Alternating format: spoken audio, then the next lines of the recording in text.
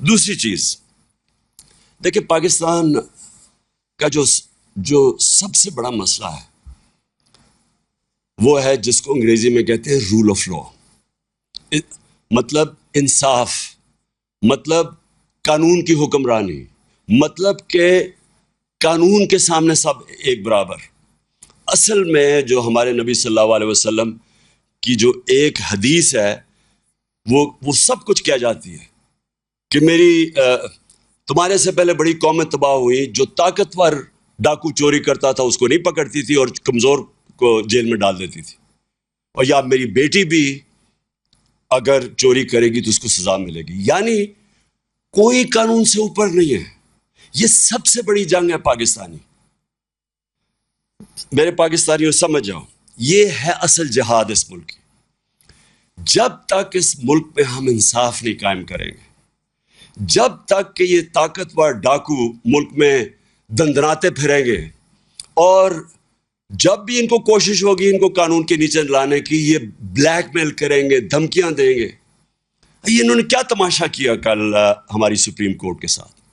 Supreme court ایک چھوٹا سا سوال پوچھ رہا تھا، چھوٹا سا سوال تھا کہ صرف یہ بتا دو کہ کہاں، اور سپریم کورٹ کی رولنگ کو وہ بات تھی، وہ سپریم کورٹ یہ کہہ رہا تھا ایک جگہ ہمیں بتا دو کہ کیا پارٹی ہیڈ فیصلہ کرتا ہے یا پارلیمنٹری ہیڈ فیصلہ کرتا ہے، بس یہ چاہتا۔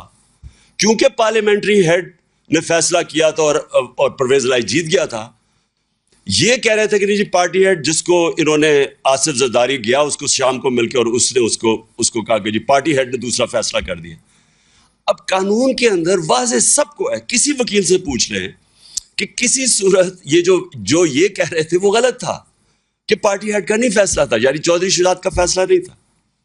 کیا کیا انہوں نے نہیں کیا عدلیہ سے، سارے وہ ایک سے ایک بڑا ملک کا ڈاکو بیٹھ گیا ٹیبل پہ، اور ایک سے ایک شروع ہو گیا برا، کوئی عدالتوں کو برا بھلا کہنا، تھریٹن کرنا، یعنی دھمکیاں دینا۔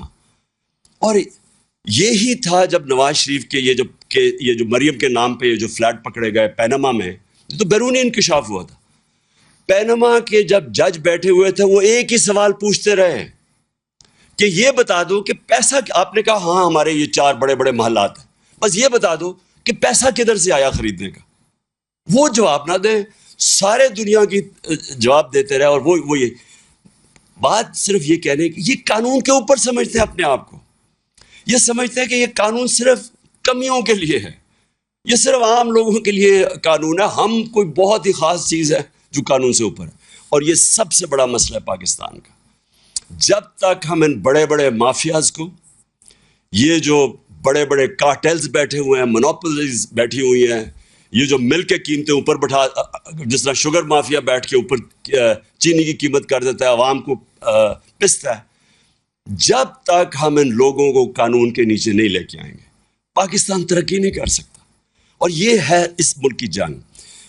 آج سے 26 سال پہلے میں نے جب اپنی پارٹی اناؤنس کی تھی تحریک انصاف، اس کا مطلب ہی یہ تھا، کیونکہ میں تو باہر دنیا میں دیکھ لیا تھا، میں تو برطانیہ میں یہ جو قانون کی حکمرانی ہے دیکھ لی تھی، وہاں تو کوئی قانون کے اوپر نہیں ہے۔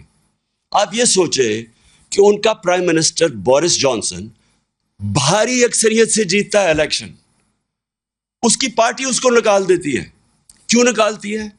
صرف ایک چیز سے، انہوں نے کہا سب کے لیے قانون تھا کہ کورونا کے دوران آپ نے اکٹھے نہیں ہونا، تو آپ کیوں اکٹھے ہو گئے؟ اس چیز کے اوپر اس کو نکال دیتے ہیں۔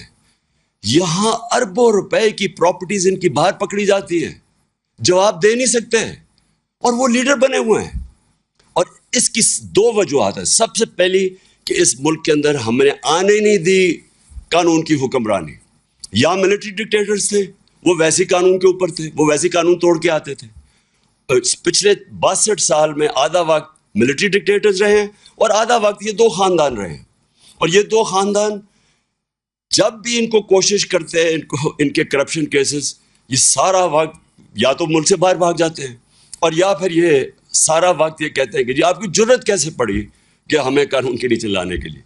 اور جب تک یہ نہیں ہوگا میرے پاکستانیوں، جب تک ہم اپنے ملک میں انصاف قائم نہیں کر سکیں گے جس ملک میں صرف غریب لوگ جیلوں میں جائیں اور طاقتور ڈاکو ایوانوں میں پھرے پرائم منسٹر بن جائیں, اتنے بڑے کیسز ہوں.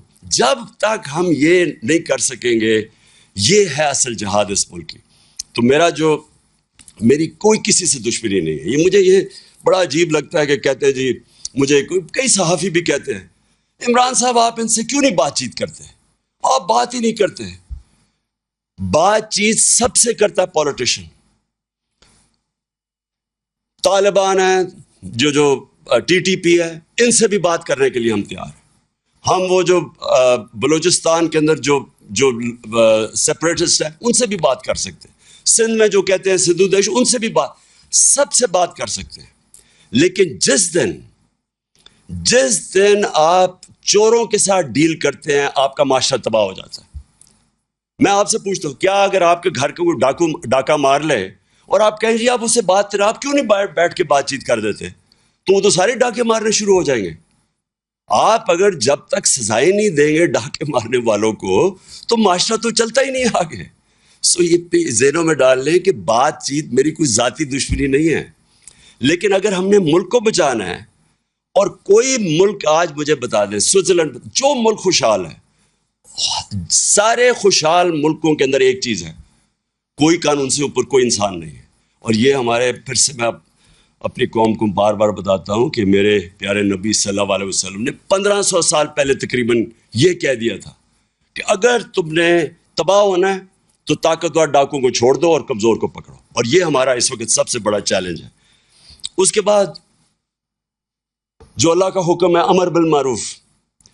دیکھیں, میں نے اپنا ٹائم کتنے 20-25 سال گزارے ہیں برطانیہ کے اندر. اتنا بڑا فرق ہے ان کے اور ہمارے معاشرے میں. دیکھیں, ایک معاشرہ اچھائی کے ساتھ جب تک نہیں کھڑا ہوتا تو اچھائی, برائی اوپر آ جاتی ہے. اللہ کا حکم ہے کہ امر بالمعروف, اچھائی کے ساتھ کھڑے ہو اور برائی کے خلاف کھڑے ہو, برائی کے خلاف جہاد کرو. یہ جس کو کہتے ہیں, جب تک آپ اپنی اخلاقیت کا معیار اوپر نہیں اٹھاتے, معاشرہ اوپر نہیں جاتا. جب ہم اچھے برے کی تمیز ہی ختم کر دیتے ہیں, جن کے اوپر اربوں روپے کے کیسز ہیں کرپشن کے, ان کے اوپر پھول پھینکتے ہیں. جو ملک سے ایک سزائے یافتہ ملک سے جھوٹ بول کے فرار ہوا ہے, اور اسے کہتے ہیں جی کہ اس کے کیسز ہی معاف کر دو. یعنی جب ہم یہ کرتے ہیں, یا یہ جو چور اوپر آ کے بیٹھ گئے ہیں جن کو سزا ہونی تھی, ہم اپنے معاشرے کو تباہ کر لیتے ہیں. جب بھی آپ کوئی ایڈوانس معاشرہ دیکھیں گے, اس میں آپ یہ دیکھیں گے امر بالمعروف. اور پھر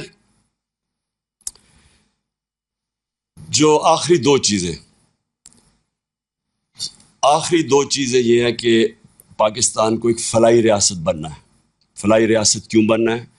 کیونکہ دیکھیں, چائنا نے یہ ثابت کیا, اگر وہ سپر پاور بنا دنیا پچھلے 35 سال میں, تو اس نے تاریخ میں کہ